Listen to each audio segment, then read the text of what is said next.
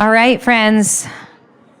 I'm so happy to have this opportunity for all of us to learn with Rabbi Tarlan, Rabizadeh. Tarlan, thank you so much for doing this tonight. We're thrilled to hear from you. Welcome. Thank you so much, Rabbi Brous. Again, if I can just ask everyone to come up forward. I have sheets on the seats in front. It'll entice everyone to come. Hi, Michael. It'll entice everyone to just come forward. Come forward. Let's do it. Let's be a little bit more cozy if possible.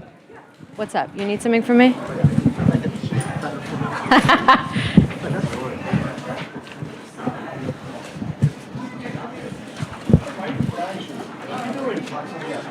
Come on in.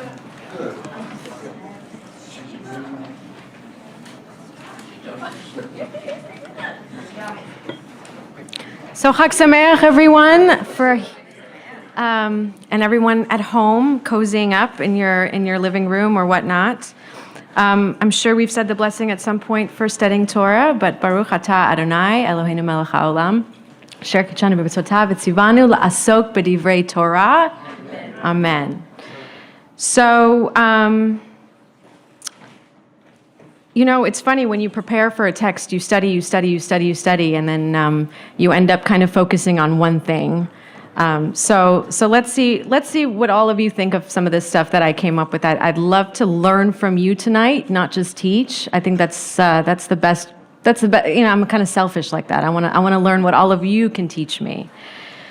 So I'll start off in Exodus 24:7. It says, Veikach Sefer Habrit, then he took the record of the covenant and read it aloud to the people, right?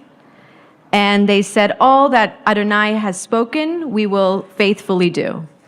And in the Hebrew, the famous line is, V'na'aseh v'nishma, right? We will do and we will listen. Or maybe we will do and we will hear. And it's funny that I ended up on this text because I was in 10th grade in Rabbi Brous's class, and it was in this moment that I think I really realized I wanted to become a rabbi, because I was an annoying teenager who said, why the heck do I have to do this? I don't want to, why do I have to follow these laws? And I remember Rabbi Brous, being the visual teacher that she is, drew a mountain upside down at a bunch of people. And she said that there's a fable, that there's sort of a midrash. So we're gonna jump down to the bottom. At this moment, in Exodus, Moses leads the people out of the camp toward God, and they take their places at the foot of the mountain. And there's a Gemara citing. Michael, is there any way we can pass a mic around so other people can speak, or should I read the?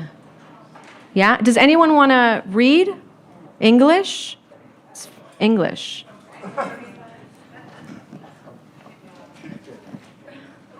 You want to do it? She'll do it. Oh, did you call on someone? There'll be plenty, I promise.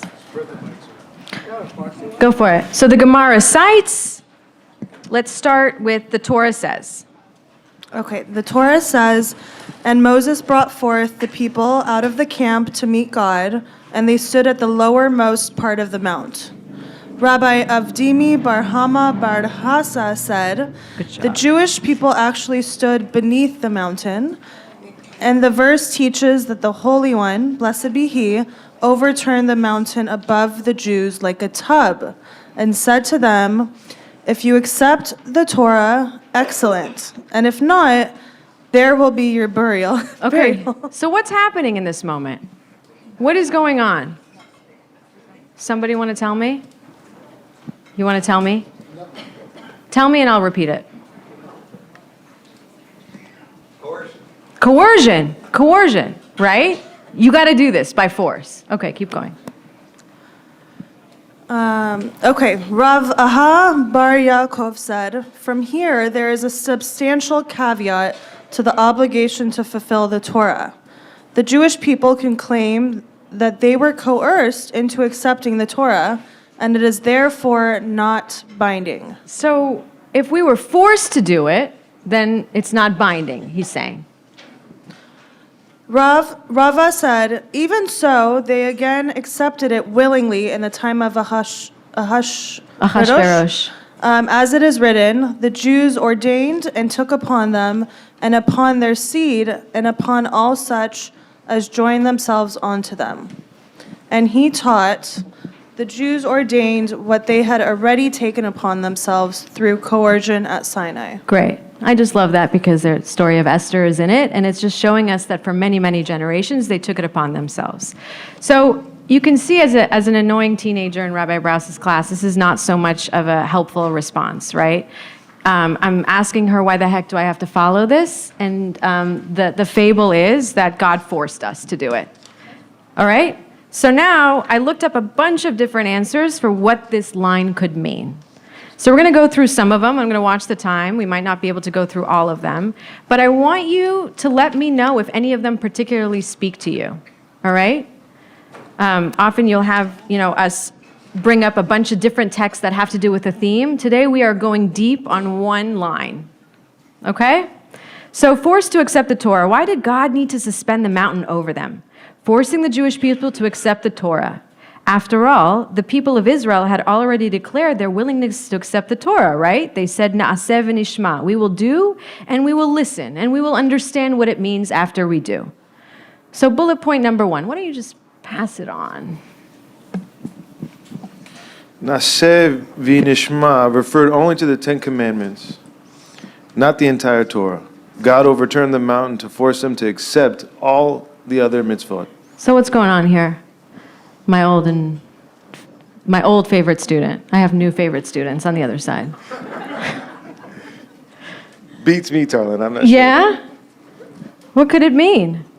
Na'aseh v'nishma only refers to the Ten Commandments, not the whole Torah. So God overturned the mountain to force them to accept all of the Torah. Right? Mm-hmm. So Maybe it's an emphasis on the Ten Commandments. Not sure. maybe, or maybe in saying 10 Commandments is not enough. I know my mom always says, isn't the basis of the Torah just the 10 Commandments? The rest is commentary. I say, no, mother, and don't tell people your daughter's a rabbi. So let's go on to the next bullet. Max, you up for it? Sure. God feared that the awesome thunder and flames might frighten the Jews into retracting their acceptance of the Torah. Right. So this is in the Tosafot. So, there's thunder and lightning happening at this moment. And so maybe the reason God coerced everyone was because people might have been freaking out and going backwards. I remember Rabbi Rowley in New York, there was a moment where he was trying to get everybody's attention to read the Torah on Shavuot, and no one was listening. And he said, now I know why God made thunder and lightning, because you people aren't listening, right? So he's saying maybe God suddenly saw that the flames were too much for the Jews, and they retracted. So God is saying, I'm going to turn the mountain over so they'll listen. I don't know how many of you have ever been teachers of a classroom. Sometimes we do interesting things to make sure that the younger students, we got nods in the back, are listening to us. Okay, let's do 3. Someone else?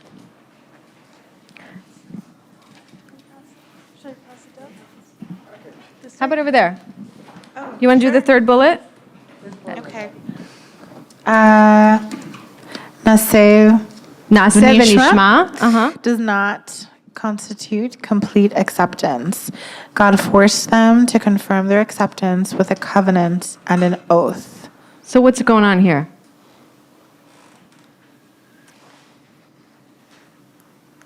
It wasn't enough.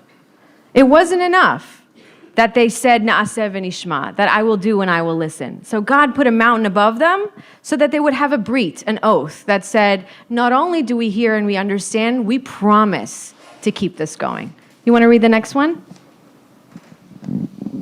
The Jews. The Jews wished to accept the Torah only on condition that they would be able to live in Eretz Israel. He gave them to the land of the nations so they might safeguard his statutes and observe his teachings. God forced them to observe the Torah even outside Eretz Israel in exile. Everyone's staring at me. How do you feel about this one? Amazing? Why? Tell me. In the mic. You don't want to tell me in the mic? I think it's great. I mean, Tell me. I feel like if you're living only in Israel, then you're only in one part, and I think that's why I think the diaspora is so important.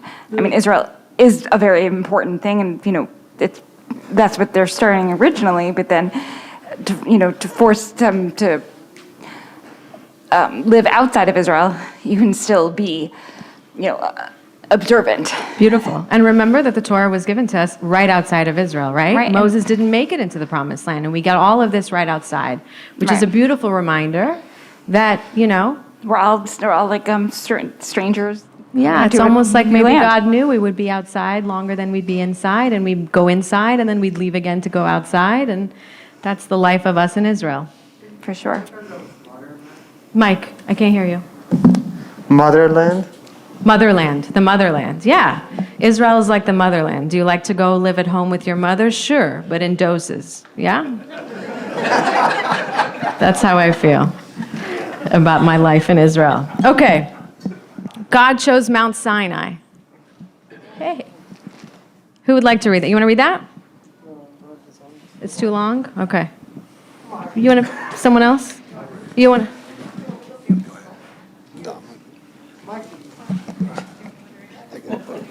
To read what?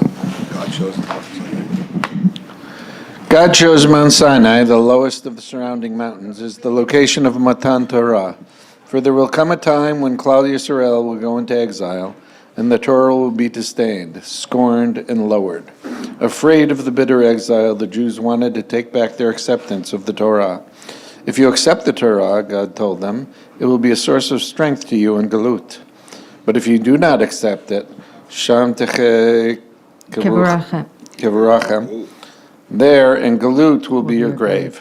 For without the Torah, you will not be able to survive the horrors of the exile. What's going on here? We kind of touched on it a minute ago. More coercion. That is the theme of this. Right? It was given to them at the lowest surrounding of the mountain. Right? Because there's going to be moments where we're going to be in lowliness. Right? Because in our tradition, remember, being in the galut, being in the diaspora, I should translate, is sort of lowliness in a way. We always desire to go back. Whether or not we agree with that is our own, is our own. But traditionally, there's a desire to make aliyah. There's a desire to reunite with the rest of our people in one place. Although at the same time, we always want to be a light among the nations, and that way always be in the world, right? And always learn, like Abraham did. He went through the world and always wanted to teach, but also gain information from the world, right? How many of us leave for college to another place? How many of us travel to learn more? We give, people get exposed to Jewish worlds, and then we also gain.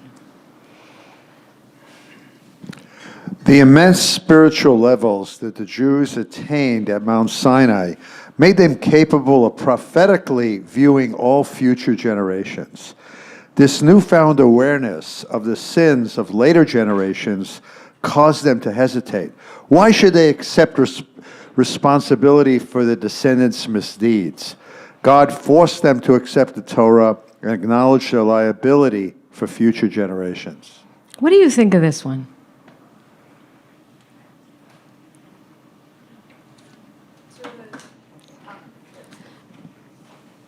To a certain extent, you kind of are responsible for how your descendants turned out because, if you, of course, it won't always stick, but if you try to teach them as strongly as you can, I can't imagine all of it wouldn't linger with them, so. Okay, great. And it's so nice to see you in person instead of teaching you on Zoom. I love it. Anyone else? I mean, what is this really telling us?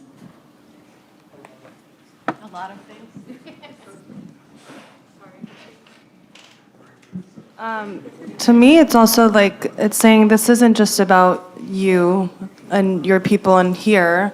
It's about forever ahead of you, like endless, infinite people that you'll be influencing in the future. Beautiful. I mean, there's a famous midrash that talks about God wanting to give the Torah to the people. And the people say, God, give us the Torah. And God says, what are you going to guarantee me if I give you the Torah? What are you going to guarantee me? And God says, our ancestors, they were great. They loved you. They followed you. They're like, our ancestors are not a good guarantor. They kvetched in the desert. They didn't always believe in me. Give me another one. He's like, how about the prophets? The prophets rebuked us. They were tough on us. They followed you. He's like, no, I got problems with them too. Last chance. And the people say, our children. And he goes, ding, ding, ding. You give me your children, I will give you our Torah. And the children are the guarantors. And I always think about that because there's a lot of Kabbalistic ideas about how children, being so new in the world, understand the meaning of God, understand the meaning of so many things that we kind of forget through life as we get older. You know, people get in our way and we become tough sometimes, right? So children are our liability. We have to make sure that we pass it on to our children. I see a hand, and thank you. Duke for the win. Hi, what I was going to say was the one constant is the Torah through the generations, past, present, and future. What changes is in future generations, you're going to have different interpretations of the Torah from what we do now, here, tonight, and how it was interpreted in the past. That's what's different. Totally, and I think Rabbi Artson kind of touched on the last session in a beautiful way.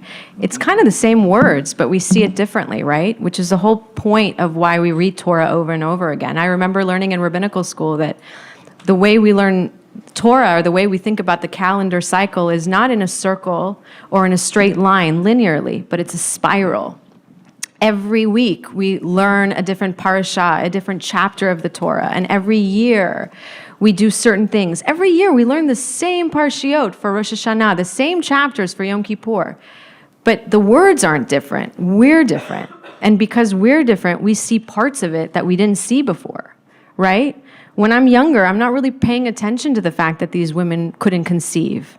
But when I'm older and I'm thinking about babies, or I'm thinking about marriage, or I'm thinking about whatever it is, I start to notice things that I didn't notice before.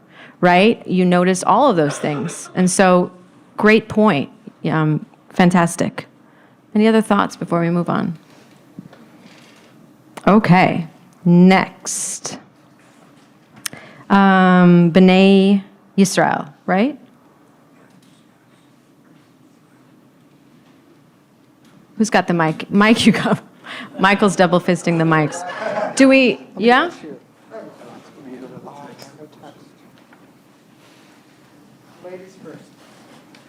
Go ahead. Go ahead. B'nai Yisrael, the people of Israel, or the children of Israel. Okay. B'nai Israel, which one is it? Okay. Is it the third one from the fourth one from the bottom? Okay. B'nai Israel had just experienced the momentous miracles of the Exodus and the parting of the sea, and they accepted the Torah out of the ardent love of the God, but the God wanted them to accept the Torah out of the both Ahava, love of God, and the Yirah, fear of the God. And since it's fear of a God which inspires a person to do teshuvah, repentance. God hold the moment. God held the mountain over the Israel to induce a sense of the Yirah. The Jewish people would serve him with both emotions, love and awe. Great. So what's happening here? So God wanted them to accept the Torah both out of love and out of fear. Because fear is what helps people repent and become a better person, right? It's a little bit also about what Rabbi Artson was saying before, right? You need sort of limitations and you also need freedom. You need both, right? You need keva, you need some kind of continuous rhythm, and you also need kavanah, intention. There's no point in praying 3 times a day just because you're praying. And I ask people, who are you talking to? They're like, I don't know. And then on the other end, you just pray whenever you want. Sometimes you don't pray, right? So we need both. So God held the mountain over Israel to induce them out of a sense of fear, because the Jewish people would then serve God with both emotions, love and fear. Sometimes you need both. Any thoughts? I love the nods, though. For all of you back at home, I'm getting nods.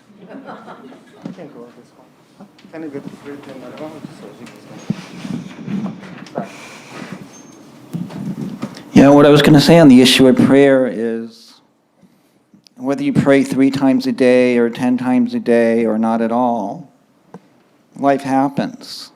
And, we can't predict the future.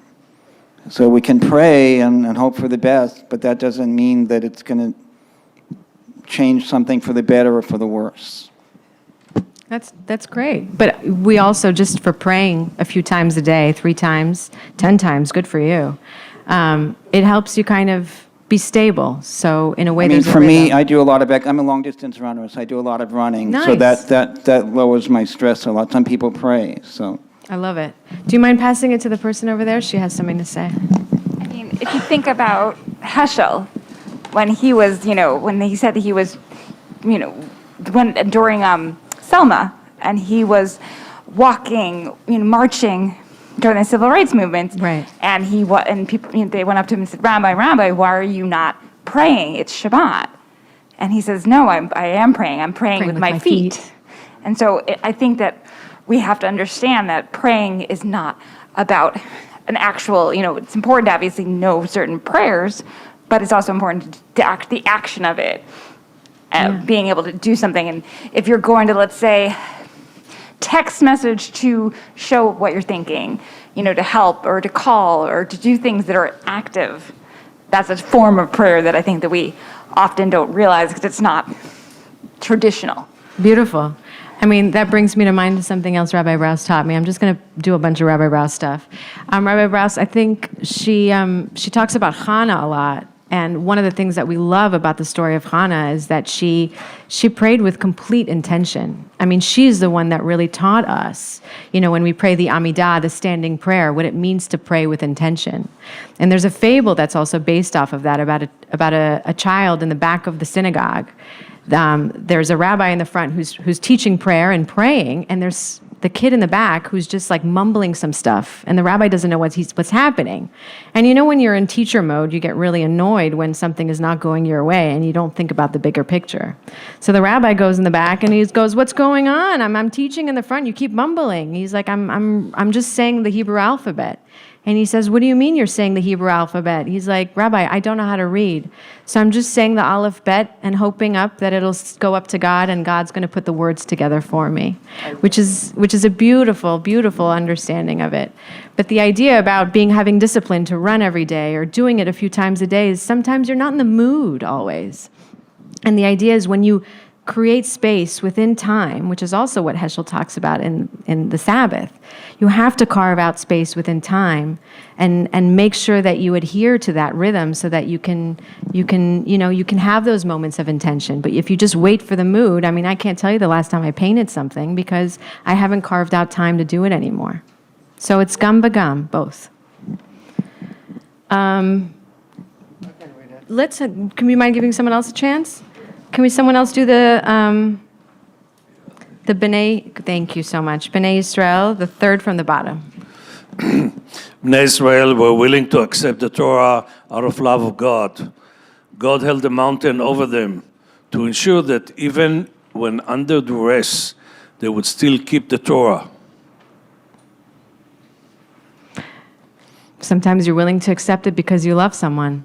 But sometimes you just, when you say you have to do it anyways, and you give them anxiety, I guess, in this moment, they'll remember that even when they have some kind of duress in their life, that they should still adhere to cling to the Torah. You're not amused, it looks like. I'm still having the difficulties with Akol Yadua v'Reshut Natuna. So that's still the conflict, and the paradox still haunts me because you can choose whatever you want. In other words, if Akol Yadua, why bother?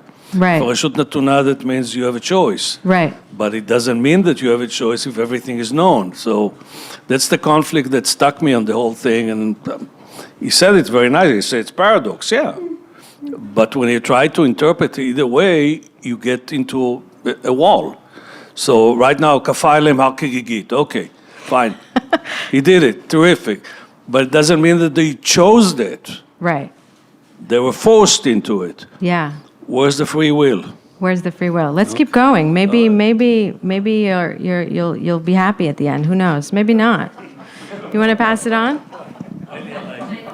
Yeah. How are we doing? Oh, Rabbi. Mike. I think this one's pretty, this is really powerful, actually, because it turns the whole text on its head, right? The assumption is that when you're under duress, you're going to do it because you're afraid and you have to. And this text is actually saying, no, we do it out of love, but the duress comes to train us that in hard times we should also hold fast to Torah. Like, in other words, this text is assuming that in challenging times, we won't go along with what we're being pushed toward, but instead we would flee from it. And so we're gaining the muscle memory that even under duress, we still go close to Torah and close to God, when the duress itself should make us flee. So in other words, trauma, exile, execution, genocide, all of those things that might make us leave our faith, we're actually being trained in the time of Har Kigigit, of the mountain, that those are precisely the moments where you don't run, but you stay. I find that to be the most interesting one on the page, actually. I think it's the most counterintuitive. Shamata. Thank you so much. Yeah, that's right. 70 sides of Torah. Okay. All right. God held the mountain over Israel. No, next. Oh, no, you're right. Good. Okay. God held the mountain over Israel as an act of love. Just as a loving father forces his child to obey him, so God compelled the Jews, his children, to accept the Torah. How do you like that one? Sometimes. I'm asking the free will all the time. Yes. One thing they told me about Judaism, there's a free will. Both. It doesn't come out from here, I'm sorry. Okay. It's not a free will. Right. Okay. Tough audience, but it's good. It's good. Last comment. Yeah, and then we'll go on. Yeah, on the subject of prayer, we agree that Yom Kippur is the holiest day of the Jewish calendar. Well, I'm a student of history. In 1973, Israel was attacked on Yom Kippur. Mm-hmm. So we were all praying as Jews on Yom Kippur, and our homeland gets attacked. So there you go. And even in times of duress. Correct. Yes. Okay. Someone, would you like to read the last bullet for me on that page? Okay. God wished to make it clear to Israel that they did have a choice. Let's all. Okay. Well, but it keeps going. Yes. A choice between ultimate life and eternal death. If you accept the Torah, there is reward in store for you. If you reject the Torah, you will not have a share in the world to come. Chas v'shalom. No one's going to Gehenna in this room. All right. It's the choice. You accept, how do you free? You accept, or yeah. Sometimes we have to na'aseh, and then later we nishma, right? Sometimes you got to do it to understand why it's there. Do you think I liked math in school? I did not. But now I wouldn't be able to budget my Excel spreadsheets without it, right? So we need both. Yes, of course. We need a mic. Where's the nearest one? Oh, thank you, Michael. Like with the term na'aseh v'nishma, so we will do, and then, na'aseh is... You're right. We will do, yeah. Yeah, we will do, and then we will obey. So like our actions come first. So for example, if you're not in the mood one day to give tzedakah to someone that you happen to come upon on the street, but then you decide, my action will come first, and then I'll be in the mood to do it. I'll obey it later. I'll obey the mitzvah, but first I'll just do the action. Absolutely. There are so many things that we first do and then we understand, right? And we'll get a little bit to that also, because I think it's also about what we watch other people do, right? When we watch other people give tzedakah, or we watch other people care about Israel, or we watch other people light the Shabbat candles, that we understand what it means. And we'll get to that. Okay. Who next? Okay. You can pass it. Just, force them. Na'aseh, and then they'll nishma. Rabbi Artson? Oh. Second page, top bullet. Second page, top. Forced to accept the Torah. No, the image. page that says number 2. Sorry, 3. That says number. He's right. You're right. You didn't like math. I didn't like. I didn't like math. No. The image of holding the mountain over Israel teaches us an important lesson. If you are not in the mood to learn Torah, imagine standing at Sinai with God holding the mountain over you. Whether you like it or not, you've got to buckle down and learn. From the I had to include that one. It was how I. Toldos Yaakov Yosef. Will you do one more for us? This is from the Chidushei Harim. The generation that witnessed the miracles of the Exodus eagerly accepted the Torah. God held the mountain over the future generations of Israel so that they too would freely accept the Torah. Beautiful. I'm going to read the last 2 because the clock in front of me is slow. The Jews said, Na'aseh, we will do, but only v'nishma. Those mitzvot that we can understand, God forced them to also accept the mitzvot whose rationale we cannot fathom. I'm going to bring it all together in the end. With the words Na'aseh v'nishma, each individual agreed to learn Torah by himself. God held the mountain over them to force them to teach Torah to others, right? There's also the midrash that Noah, who we all know was a righteous man who walked with God, that the Kedushat Halevi says that actually he wasn't such a great guy because he didn't actually complete his tikkun in life, his mission in life. That's why God brought him back as Moses, so that he could rebuke other people to also do good. So part of this is also telling us it's not enough for us to follow Torah, but we have to bring others to follow Torah. And that's why we all say Na'aseh v'nishma together. There's a song at the very bottom that I heard last week, not to boast or anything, but at the White House when they were talking about anti-Semitism. And Ben Platt, who was one of the performers, sang this song about children. And I just want to leave with this. I'll try and sing it, but that's not the point. Careful the things you say, children will listen. Careful the things you do, children will see and learn. Children may not obey, but children will listen. Children will look to you for which way to turn.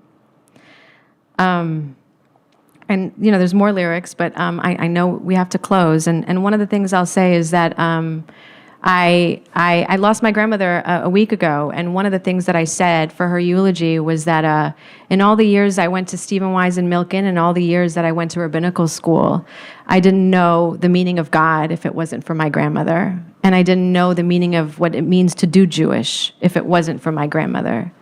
And so there's something really important about v'na'aseh, to do, and then to understand.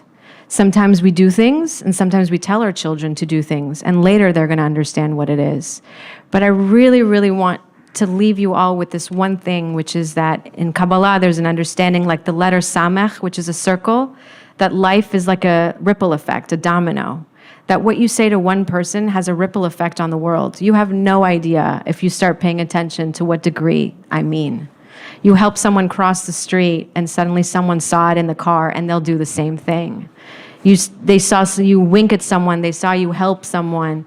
It's a ripple effect. And often we focus so much on the negative, but you and I wouldn't be safe walking down the street if there was more evil than good. There's more good than bad. And so I want to, in a not coercive way, hold the mountain over all of our heads and pick any of these bullet points that you want. Whether it's to become closer to Torah, sometimes you feel the love, sometimes you have to do it by force, or sometimes it's about bringing other people, Jews and non-Jews, into doing good by leading through your example. Na'aseh v'nishma. First do it, and then understand why it matters. And with that, I'm wishing you all a Chag Sameach, happy Shavuot.